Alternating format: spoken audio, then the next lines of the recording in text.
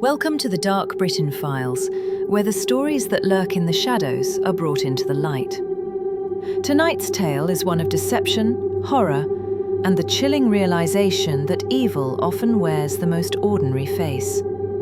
This is the story of Millbrook, a quaint, picturesque town nestled between rolling hills and dense forests, where the trees whispered secrets and the streets held memories of simpler times, until the Bishopsons arrived and everything changed. The perfect family.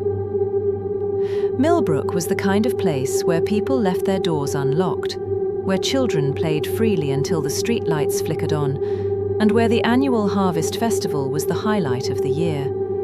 With its cobblestone streets, historic clock tower, and friendly faces, it seemed untouched by the darkness of the outside world. That was why, when the Bishopsons moved into the old Victorian house on Willow Lane in the spring of 2018, no one thought twice about welcoming them with open arms. Thomas Bishopson was a software developer who worked remotely, always seen typing away on his laptop at Mabel's cafe, buying coffee for strangers and chatting with the elderly about their grandchildren. Eleanor, his wife, was a former art teacher who volunteered at the elementary school, organising fundraisers and painting murals in the library. Their children, Abigail and Oliver, were bright and well-mannered. Abigail, the star of the debate team, Oliver, the boy who helped neighbours carry groceries without being asked. For nearly 3 years, the Bishopsons were the epitome of small-town perfection. They hosted 4th of July barbecues, organised charity drives, and even restored the crumbling Victorian into a showpiece, complete with an English garden that won awards. The well in their backyard, an ancient stone structure dating back to the 1800s, was just another charming relic, sealed off for safety. No one questioned it. No one questioned them. The first cracks in the facade. But beneath the surface, something was wrong. Neighbours began noticing small oddities. The Bishopsons never allowed anyone past the first floor of their home. When guests at their garden parties asked to use the upstairs bathroom, Eleanor would nervously redirect them to the pool house. Thomas frequently received large shipments of chemicals, which he claimed were for their septic system and swimming pool, yet the amounts were far beyond what any normal household would need. Then there were the disappearances. Not of the Bishopsons themselves, they were always present, always smiling, but of others, drifters passing through town, a hiker who never returned from the trails, a college student who vanished after a weekend visit. Sheriff Jim Caldwell, a man who had spent 30 years in law enforcement without ever facing a serious crime, dismissed the cases as bad luck. People moved on. People got lost. It happened. But when the unseasonable rains of October 2021 came, the truth could no longer stay buried. The storm lasted for 2 weeks, flooding basements, swelling creeks, and turning the earth into a sodden mess. On the night of October 17th, the ground around the Bishopsons' well gave way, collapsing inward with a groan. By morning, a putrid stench hung over Willow Lane, thick, chemical, and unmistakably human. Sheriff Caldwell arrived to find the Bishopsons gone, their cars missing, their phones dead.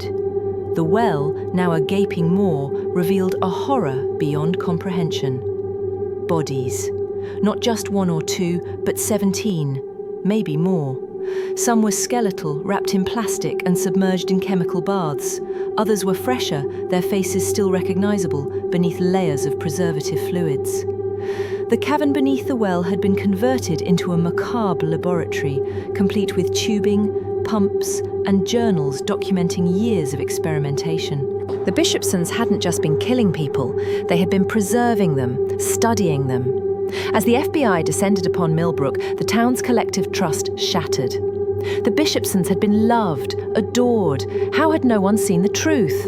Investigators uncovered journals filled with meticulous notes on decomposition rates, chemical reactions, and theories on extending human vitality. Thomas and Eleanor wrote with clinical detachment, referring to their victims as subjects rather than people.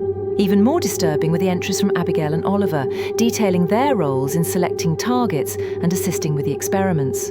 The family's frequent vacations had been cover for relocating their operation. Properties in 3 other states were eventually uncovered, each with its own hidden chamber. The final victim count climbed to 43. Millbrook would never be the same. The Bishopsons' house was demolished, replaced by a memorial garden for the unidentified dead. Sheriff Caldwell retired, unable to reconcile the man he'd known with the monster Thomas had been. Families moved away, unable to shake the paranoia that their neighbours might be hiding something equally vile. And the Bishopsons themselves? They vanished. Sightings trickled in over the years: a gas station in Montana, a cabin in British Columbia, a lab in Seattle, but they always slipped away. Some believe they're still out there, continuing their work under new names, in another unsuspecting town. A warning written in blood story of Millbrook is a warning. Evil doesn't always announce itself with growls and snarls. Sometimes it arrives with a smile, a casserole, and an offer to help. It remembers your birthday. It volunteers at the school. It earns your trust before it ever shows its teeth. Bishopsons were monsters, but they were monsters who belonged. That is what makes their story so terrifying. Thank you for joining us on this journey into the shadows. Remember to subscribe to the Dark Britain Files for more tales of the unseen, the unknown, and the unimaginable. And tonight, as you lock your doors, ask yourself, how well do you really know the people next door?